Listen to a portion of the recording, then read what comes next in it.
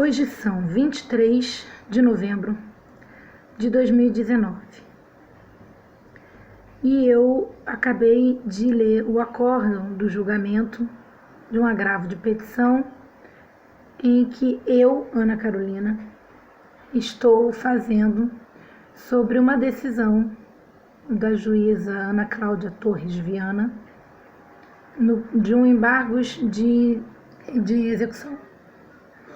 E eu estou há 2 anos tentando que a Justiça do Trabalho reconheça que uma pessoa morta não pode ser parte no processo.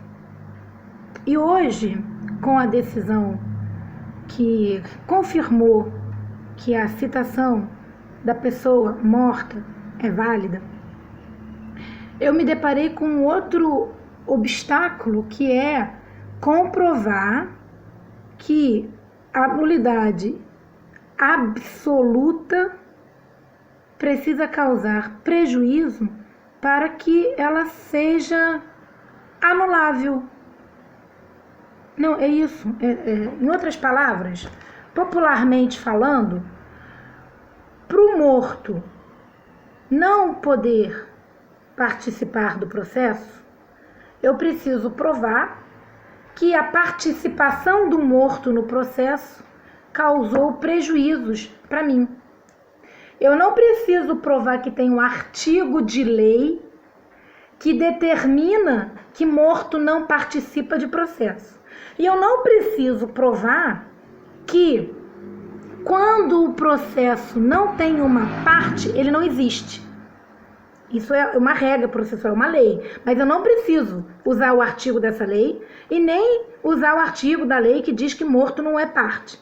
Eu preciso, para que haja a nulidade, eu preciso provar que eu sofri algum prejuízo com essa nulidade. Se eu não tiver prejuízo, dane-se a lei. Eu tô passada. Aí, o que acontece? Eu tenho que fazer um recurso, que no caso se chama embargo de declaração, para pré-questionar justamente que o tribunal não usou esses 2 artigos de lei federal que impedem que o morto faça parte do processo. Ou seja, houve uma violação literal de artigos de lei dizendo que a pessoa tem que ser capaz para participar do processo e dizendo que se não houver a citação dentro dos requisitos da legitimidade da pessoa, da capacidade processual, esse processo não é instaurado. Não existe processo sem citação. Não existe processo de execução sem a citação da outra parte. Então, o que eu faço na minha vida? Rasgo meu diploma? Eu devo ser muito ruim, né? Porque eu sei tudo isso e não adianta nada eu saber disso. O que adianta saber, eu não sei. Porque eu não sei o que eu tenho que dizer para um desembargador para ele aplicar a lei.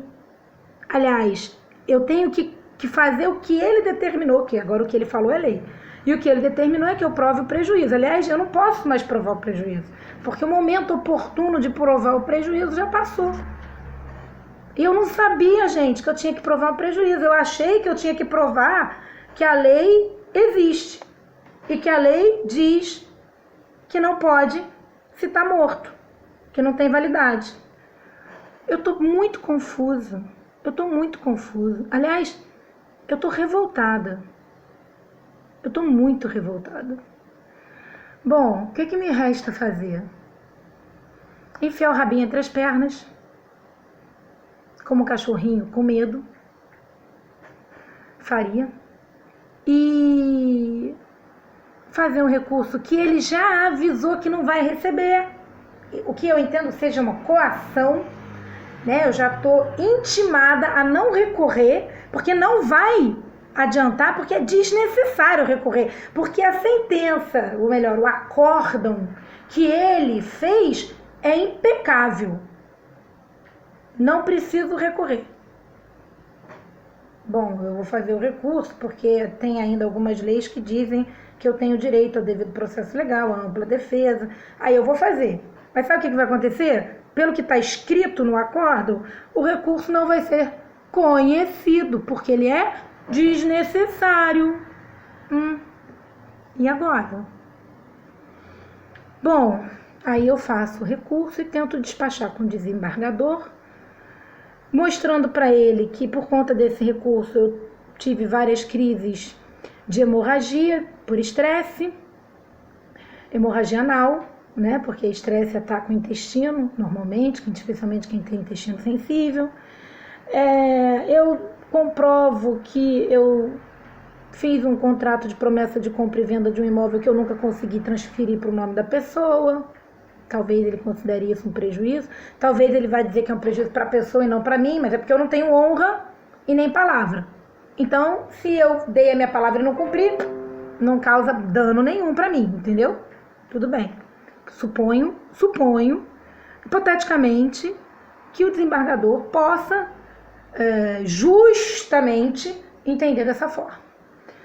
Então, tá. Aí, que mais é outro argumento? O carro que eu vendi também não pude transferir para o nome de quem comprou. Tem o seguinte, eu não sei, eu acho que isso também não é mais correto dentro do direito. Parece que a sentença não tem mais valor de lei. Porque na minha época, quando eu estudei, tem muito tempo isso, dizia-se que a sentença tem força de lei. Se eu tenho uma sentença determinando a transmissão dos bens do espólio de um falecido para os herdeiros, tem que ser cumprida essa lei.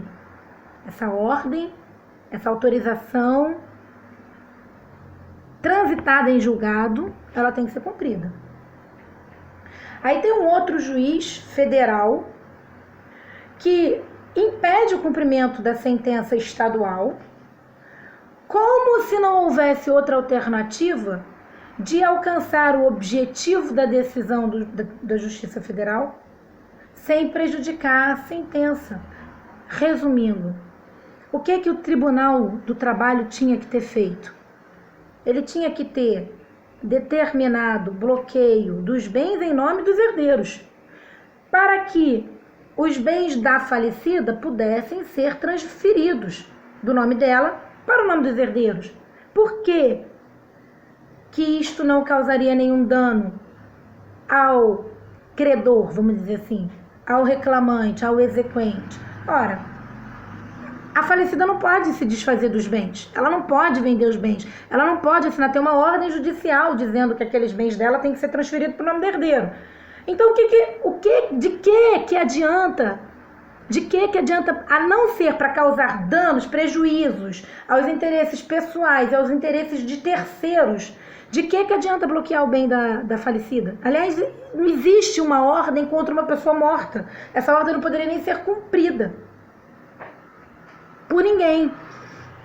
Bom, sai do nome da Maria José, entra no nome da Ana Carolina, havendo uma ordem judicial que bloqueia os bens em nome de Ana Carolina, ou que penhora determinado bem em nome de Ana Carolina, que poderia até ser um bem próprio, não precisava ter feito o bloqueio ou a penhora de nada no nome da Maria José, porque a Ana Carolina tem bens. E os bens da Ana Carolina, que não eram do quinhão da Maria José Simeonato, esses bens, eles poderiam garantir a execução. Por quê? Porque ela não pode pagar valor superior ao quinhão herdado.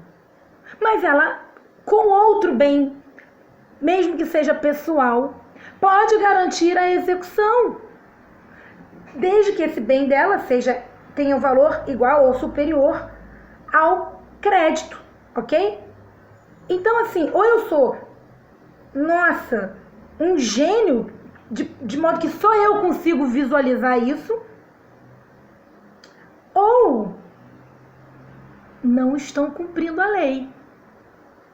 E o prejuízo, ele é automático. Eu não posso transferir os bens da Maria para a Ana, apesar de ter uma ordem judicial que é a sentença. Eu poderia garantir a execução com os bens da Ana, que foi citada, Tem isso também, tá? Ó, quando você é citado, você se torna parte do processo. Se você é parte do processo, você não pode ser terceiro, porque terceiro é aquele que não faz parte. Não é óbvio isso? Não é não. O tribunal entendeu que a pessoa citada em execução é terceiro interessado. Ou seja, nesse caso, a validade da citação reconhecida na sentença não tem efeito jurídico nenhum, porque reconhece que a citação é válida, mas atribui a participação da pessoa citada como terceira interessada. Tá muito confuso? Se você achar que tá confuso, você concordaria comigo que existe um tumulto processual?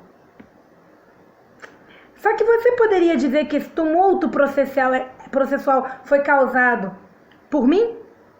Pela advogada que está defendendo a executada, que foi quem fez o agravo? Ou será que esse tumulto processual foi causado pelas decisões ilícitas dos juízes e desembargadores? Pelas decisões que violam a literalidade de lei federal e a constitucionalidade, infringe o direito da parte... tem isso também, porque eu ia dizendo agora que infringe o direito da parte do contraditório da ampla defesa. Por quê? Porque há um vício, né? Um vício que precisa ser sanado para que essa pessoa seja citada corretamente e então se defender. Mas o tribunal entendeu que, como ela está se defendendo sobre a nulidade, ela está usando o contraditório dela. Tá usando o contraditório num processo nulo. E tem que ter o direito de usar o contraditório num processo legítimo, num processo válido, com uma citação válida, e não com uma citação viciada de outra citação nula. A citação é nula. A citação da Ana é nula. Sabe por quê? Porque quando foi feita a citação dela, o espólio estava aberto. Quem é que não sabe no mundo jurídico que, havendo espólio, a citação tem que ser direcionada ao nome do espólio na pessoa do inventariante, que é o representante do espólio, e que o espólio tem que ser citado em nome do espólio, mas na pessoa da inventariante. Quem não sabe disso? Você não sabe disso. Então você não é advogado. Você não sabe disso. Então você não é magistrado. Agora, você não respeitar isso, sei lá, eu diria que você tinha que ser corrigido. Que tal uma correção parcial? Para fazer valer os direitos da parte que está sendo prejudicada e talvez garantir o cumprimento da lei. Olha, eu adoraria postar esse vídeo no YouTube, que eu falo YouTube, porque eu acho que é YouTube, eu não gosto de YouTube, tá? Cada louca a sua mania. Eu adoraria postar isso no YouTube e ganhar pontinhos, sabe? Ganhar assim, um monte de coleguinha, porque eu falo essa história para as pessoas, meu primo, o cara ali do cartório, o cara ali de não sei da onde, o lavador de carro, o jardineiro, todo mundo tem um caso de injustiça para contar. Eu não sou a única. E tem outra coisa,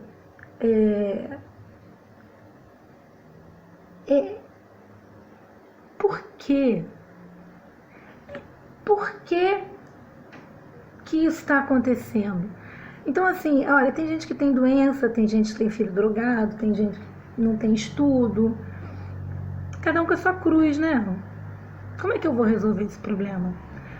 Infelizmente, eu vou ter que aceitar. Eu vou ter que aceitar uma injustiça, eu vou ter que obedecer uma ordem judicial leviana e eu vou, como já vem acontecendo desde o começo desse processo, eu vou evoluir.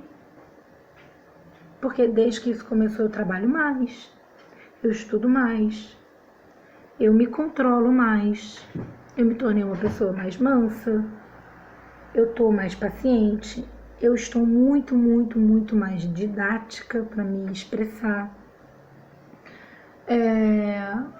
com paixão, porque, gente, o juiz também erra, tudo bem. E quando ele erra, cabe recurso. Agora, o advogado, quando erra, e aí? Danou-se. Então, é assim, mandado de segurança, correição parcial, recurso de revista, é o que eu posso fazer. Embargos de declaração, sempre questionamento, porque eu tô proibida.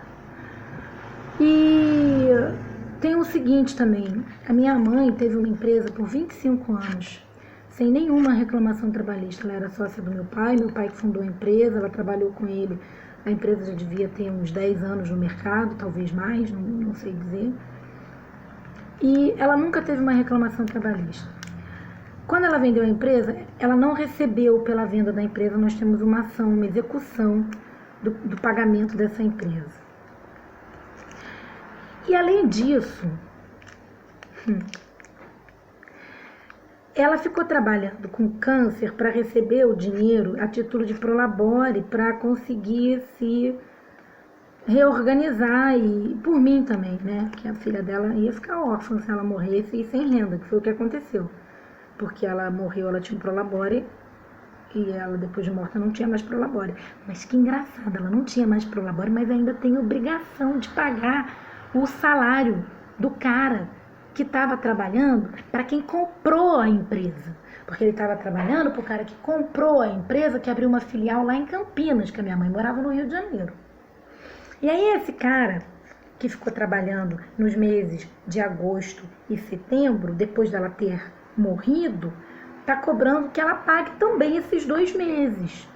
Quer dizer, o tribunal condenou a defunta a pagar o salário de 2 meses de uma pessoa que nunca nem trabalhou para ela, porque na época, inclusive, ele, olha que tramóia, ele tinha uma empresa, aí ele saiu da sociedade, desfez a sociedade e passou a trabalhar como autônomo para a Esteca. E depois pediu verbas trabalhistas por esse período que ele trabalhou como autônomo. Só que esse é o lado bonzinho dele. Aí tem o lado malvado. O lado malvado é que quando ele vendeu a empresa, quando ele saiu da sociedade dele, mesmo sem ser sócio e sem poder assinar em nome da sociedade, porque já tinha sido feito o registro na junta comercial da saída dele, ele vendeu o fundo de comércio da sociedade, que ele não era mais sócio. E aí, quem comprou esse fundo de comércio? A Esteca. O mesmo sócio que deu calote na minha mãe assinou a compra em nome da Esteca do fundo de comércio do cara que não era mais dono do fundo de comércio. Aí esse cara que vendeu o que não era dele moveu uma ação contra a Esteca para receber o pagamento. Ele está cobrando o pagamento de uma coisa que ele vendeu e que não era dele. E você sabe o que aconteceu quando ele entrou na justiça para fazer essa cobrança? A justiça disse que a empresa tinha que pagar. Não tem vício nenhum nessa negociação. O cara também está cobrando uma indenização, um pagamento de uma venda que ele fez, que também é nula, porque você não pode vender o que não é seu. Então você também não pode cobrar na justiça. A mesma coisa que eu for ali, fizer um jogo de azar, jogar na roleta, ganhar na roleta, aí o cara, dono da roleta, não me paga. Aí eu vou lá, entro na justiça e falo, olha só, eu joguei, ele não me pagou, o senhor vai ter que cobrar dele. Aí a justiça fala, beleza, o jogo de azar é ilícito, né, é ilegal, não está regulamentado, não pode jogar no Brasil, mas eu vou cobrar dele, pode deixar, vou mandar ele pagar você, judicialmente. Eu sou louca? Posso ser. Eu devo estar completamente louca. Porque para você lidar com uma loucura dessa, você acaba ficando contagiada. É difícil né? Diga com quem tu andas e te direis quem és. Se a pessoa vive no meio de uma loucura, ela acaba ficando transtornada. Ela faz um vídeo de 20 minutos reclamando da vida, do processo dela. Porque ela não se conforma que o desembargador não saiba que o morto não faz parte do processo. Então a citação do morto não pode ser válida. Ela não se conforma. Eu tô com um livrinho aqui, gente, que assim, ele veio me iluminar para eu conseguir fundamentar as coisas assim, as coisas básicas que o juiz deveria saber. Eu não sei porque ele não sabe. Olha, distinção entre pressuposto de existência do processo e pressuposto de sua validade. Várias pessoas já pacificaram que não tem processo se não tiver parte capaz. Por que o meu processo pode rolar contra um defunto? Por quê?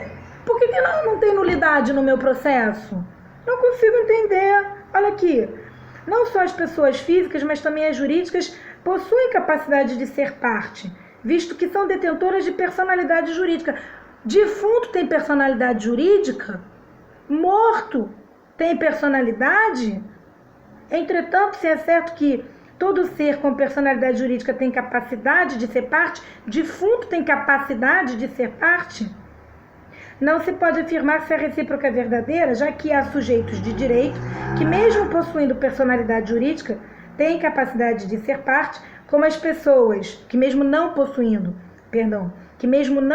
personalidade jurídica, têm capacidade de ser parte, como as pessoas jurídicas de fato, o nasciturno, a massa falida e o espólio, que, ainda que destituídos de personalidade jurídica, podem figurar em relação processual na qualidade de parte. Quando eu fui citada, quem tinha capacidade processual para ser parte era o espólio, e não tendo sido feito desta forma, ocorre a nulidade. Esta nulidade também é absoluta. A nulidade só poderia ser sanada se eu tivesse comparecido espontaneamente, voluntariamente nos autos, se eu tivesse me manifestado porque eu quis, que seria o caso se eu tivesse feito embargos de terceiros, como induziu-me a juíza no seu primeiro despacho, me chamando de terceiro interessado e orientando que eu fizesse embargos de terceiros. Sabe o que ela queria? Que eu suprisse a nulidade. Ela queria que eu suprisse a nulidade da citação, comparecendo espontaneamente nos autos, através de um processo autônomo que se chama embargos de terceiros, onde eu estaria tomando ciência como terceiro e não como parte. Entendeu? Eu estaria comparecendo por processo autônomo compulsoriamente nos autos. Não fiz isso. E também não fiz embargos de terceiros, embargos de execução, porque perdi o prazo. Perdi o prazo porque só tomei ciência da citação por edital, assim, tomei ciência física, porque juridicamente a citação me torna ciente, mas fisicamente, corporeamente, visualmente, eu só tomei ciência disso depois que o inventário acabou, que foi quando eu fui fazer a transmissão dos bens do nome da Maria José para o meu nome e fui impedida porque havia um bloqueio, uma penhora, um bloqueio judicial, ok? Tudo no nome da Maria José, que estava morta. Tudo no nome de uma defunta que tinha ordem judicial para transferir os bens do nome dela para o meu nome. Tudo de forma irregular.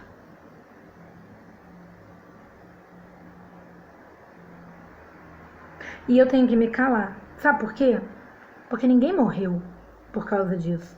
Eu tô sangrando.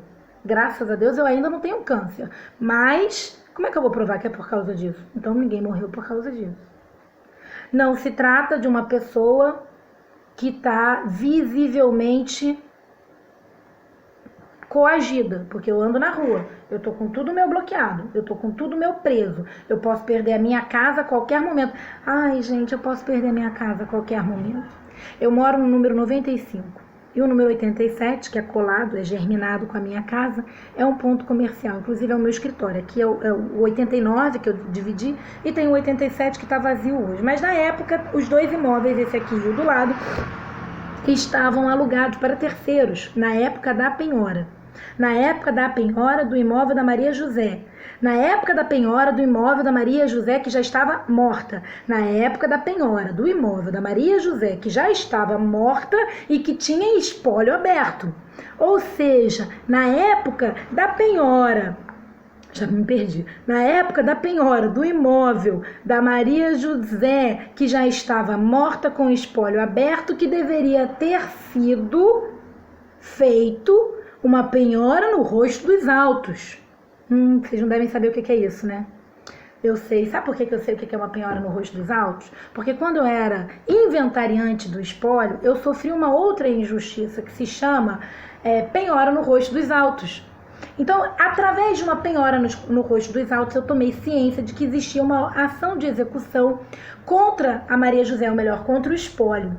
E assim eu pude me defender naquele processo, porque eu tomei ciência de forma legítima, válida e correta no sentido literal da lei, que determina que assim seja feito, que a penhora ocorra no rosto dos autos, do espólio, ok? E eu me defendi. Só que você não sabe da maior. Essa execução contra a Maria José era uma cobrança de aluguel que fizeram dela na qualidade de fiadora. Ela foi fiadora de alguém. Só que no processo de despejo com cobrança do locatário, não citaram a Maria José. Consequentemente, ela não participou do processo de conhecimento. Consequentemente, ela deixou de ser solidária. Daí que, se ela é chamada a pagar esta dívida, ela não tem legitimidade, ela não tem mais a obrigação, porque ela não participou do processo de conhecimento. 2, ocorreu a prescrição, porque ela não participou do processo de conhecimento, então ela não pode ser chamada a pagar no processo de execução. E porque também este processo de conhecimento acabou, por exemplo, em 98, e ela foi chamada a responder pela cobrança em 2005. Ou seja, já estava prescrito também a execução desta dívida. E a juíza penhorou no rosto dos autos. E quando eu fui fazer a minha defesa, eu pedi, igualzinho no caso da Justiça do Trabalho, que fosse reconhecida a nulidade, que fosse reconhecida a prescrição de ofício. Porque é matéria para ser reconhecida de ofício. Sabe por quê? Porque é tão grave. Porque é um requisito preliminar tão basilar, que causa tantos prejuízos para as partes que ficam litigando por anos e anos sem necessidade, acumulando processo no tribunal, prejudicando a oportunidade de o juiz usar o seu precioso tempo para decidir questões legítimas. Bom, mesmo sendo de ofício, ela só deu a prescrição na sentença, depois de 2 anos.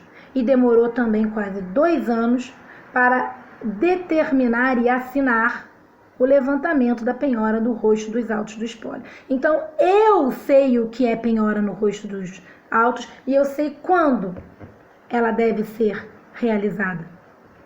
Em que situação. Mas eu não aprendi porque eu sou estudiosa, eu aprendi porque eu apanhei. Mas eu me defendi. E para me defender, eu estudei. E agora é a mesma coisa. Eu estou estudando. Eu estou me defendendo. Eu vou fazer de tudo para ganhar. Eu vou no TST. E se eu não for, eu vou com mandado de segurança. Eu vou na corregedoria. Eu vou no STF. Mas não é por causa do dinheiro. Porque eu já até fiz proposta de acordo para ele. Eu já até indiquei 2 imóveis que ele poderia adjudicar. Sabe? Mas ele quer a minha casa. Ele quer onde eu moro. Ele quer me tirar do meu conforto, do meu bem-estar. Entendeu? Eu indiquei 2 imóveis com preço maiores, superiores à dívida, cada um. Não é 2 para fazer a garantia do crédito. São 2 imóveis com preços superiores, cada um deles com preço superior ao valor da cobrança. Mas eles querem a minha casa. E não tem juiz nenhum que reconheça que a casa onde eu moro, comprovadamente nos autos, através de comprovante de conta de luz, de conta de água, dizendo que é residência, acredite que eu moro lá. Tá bom. Tem a escritura dizendo que são casas germinadas, 87 e 95, mas eles entendem que se tem comércio na 87, então não é bem de família, tá? Eu não sei, eu acho tudo isso um absurdo. Se você não acha tudo isso um absurdo, faz um favor pra mim, dá a sua opinião. Me diz o que eu faço da minha vida. Ah, você vai falar assim, nossa, eu já tenho tanto problema na minha, eu vou ficar ajudando você a resolver os seus. Também não faz nada disso. Também não me xinga, tá? Porque eu sei que é um saco ouvir 30 minutos de vídeo de indignação da menina falando a mesma coisa. A menina não, tá? Porque eu já tenho 40 anos, eu sou uma senhora. Uma senhora com laço de fita amarelo, com batom pink na boca, mas que com um mínimo de conhecimento jurídico necessário para lutar pelos seus direitos. E no domingo anterior à minha sustentação oral do agravo de petição no TRT da 15ª Região, eu fui à missa e a leitura do Evangelho falava sobre a viúva e o juiz. Eu não sou viúva, mas eu estou na mesma categoria, porque eu sou órfã. E na Bíblia as duas têm a mesma dificuldade, né? O órfão e ainda sou mulher. Então o órfão, mulher, e a viúva, já imaginou? Naquela época era a mesma coisa. E ela não desistiu, ela foi perseverante. E o juiz injusto deu a causa para ela de tanto que ela lutou, de tanto que ela insistiu. Eu espero que essa história se repita. Eu tenho fé que é isso que vai acontecer comigo. Eu não vou desistir, porque enquanto eu estou lutando, eu estou aprendendo. E eu estou aprendendo até a ser humilde. Calma, eu vou chegar lá. Talvez quando eu estiver lá no STF, eu vou falar assim, ai gente, eu aprendi que é muito importante a gente falar comedidamente com as pessoas e respeitar o jeitinho delas, sabe? Mas por enquanto, eu ainda sou uma fera. Não uma louca mansa. Uma fera que luta pelos seus direitos. E é isso que eu estou fazendo. Ninguém vai me derrubar. A única pessoa que tem força, poder e autoridade sobre mim para me colocar no chão é Deus, é Jesus. E eu ando com o Espírito Santo. Amém.